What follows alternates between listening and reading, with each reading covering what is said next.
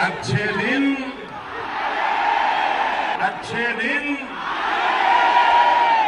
अभी पता चलेगा। हमको नहीं चाहिए रिफंड, बस हमारा लगेज दे दो। 24 घंटे से ज्यादा हो गया। मैडम 4 दिन से 3 दिन से बिना खाए बिना सोए यहाँ पे खड़े हैं। ऐसा करने से प्यार से बोले मैडम। कुछ भी हो रहा है ना होने देना। ना खाना प्रोवाइड किया ना पानी प्रोवाइड किया। हम 17.5 घंटे एयरपोर्ट पे थे। आपने इसका मजा लेना चाहिए, आनंद लीजिए।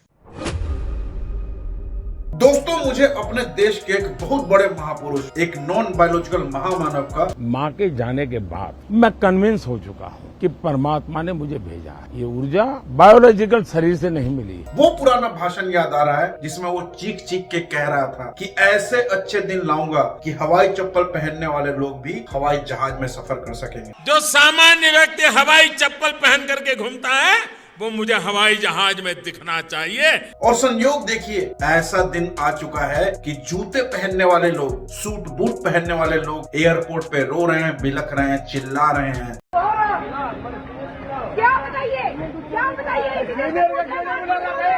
आप बोलोगे गिड़गिड़ा रहे हैं। ऐसा केओस बिखरा पड़ा है कि कह रहे हैं कि बस उन्हें उनका सामान दे दो, उन्हें रिफंड भी नहीं चाहिए, उन्हें बस इस प्रॉब्लम से बाहर निकाल दो। हमको नहीं चाहिए रिफंड, बस हमारा लगेज दे दो। जहां अंधभक्त ये कहा करते थे कि उनके पापा रशिया और यूक्रेन की वॉर रुकवा देते हैं, वॉर रुकवा दी पापा और फिर हमारी बस निकाली पापा। आज उनके पापा अपने ही देश में एक एयरलाइन को कंट्रोल तक नहीं कर पा रहे हैं। हिपोक्रेसी की भी सीमा होती है। अगर आप ध्यान देंगे तो 2014 से पहले हमारे देश में 8 से 10 एयरलाइंस थी जिनका मार्केट कैपिटल में थोड़ा थोड़ा शेयर था, किसी एक की मोनोपोली नहीं थी। लेकिन 2014 के बाद इन्होंने इकोनॉमी में ऐसी स्पेस टेक्नोलॉजी का इस्तेमाल किया, एक एयरलाइन इंडिगो का मार्केट शेयर 65% हो गया, उसकी मोनोपोली हो गई। वो एयरलाइन सरकार को ही आंख दिखा रही है। आज उसकी शर्तों, उसकी बातों के आगे सरकार को भी झुकना पड़ रहा है, घुटने टेकने पड़ रहे हैं। वाह मोदी जी वाह।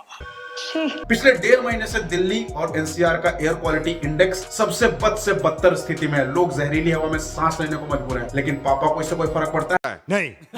दिल्ली में सरकार पापा की, दिल्ली एनसीआर के आसपास जितने भी स्टेट्स हैं उनमें सरकार पापा की। सचमुच में? अरे हाँ भाई हाँ। सेंटर में सरकार पापा की, लेकिन पापा को घंटा फर्क नहीं पड़ता। पापा जनता को कीड़े मकोड़े और वोट देने की मशीन से ज्यादा कुछ नहीं समझते। मैं नहीं मानता। रुको जरा, सब्र करो।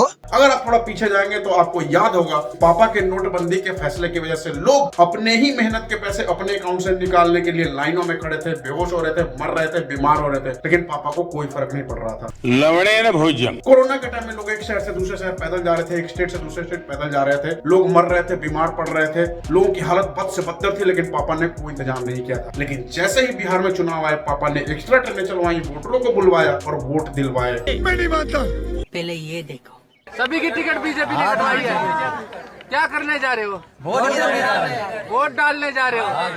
पापा ने नोट देकर वोट खरीदे, 10,000 रुपए बांट करके वोट खरीदे। आनंद लीजिए। अब अगर इनके पापा को इनके जुमले, इनके झूठ, इनके उल्टे सीधे कामों के लिए जब आप क्रिटिसाइज करने जाते हो तो इनके सर्टिफाइड अंधभक्त सबसे पहले मैदान में कूदते हैं और उनका तर्क क्या होता है? राहुल गांधी पप्पू है, राहुल गांधी पप्पू है, राहुल गांधी पप्पू है। कोई सेंस है इस बात की? अरे भाई, बहुत पहले ही मान चुका हूं कि राहुल गांधी पप्पू है, लेकिन जो देश में घटनाएं हो रही है, जो उल्टी सीधी हरकतें हो रही है, उसके लिए राहुल गांधी कैसे जिम्मेदार है? हमको नहीं पता।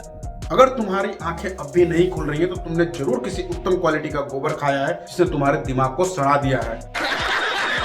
किसी शायर ने बहुत ही खूब कहा है कि दास्ताने चमचागिरी बेइंतहा लिखा जा रहा है, दास्ताने चमचागिरी बेइंतहा लिखा जा रहा है। रोज अंधभक्तों की मारी जा रही है और फिर भी खुशी खुशी कह रहे हैं कि और मारो, मजा आ रहा है।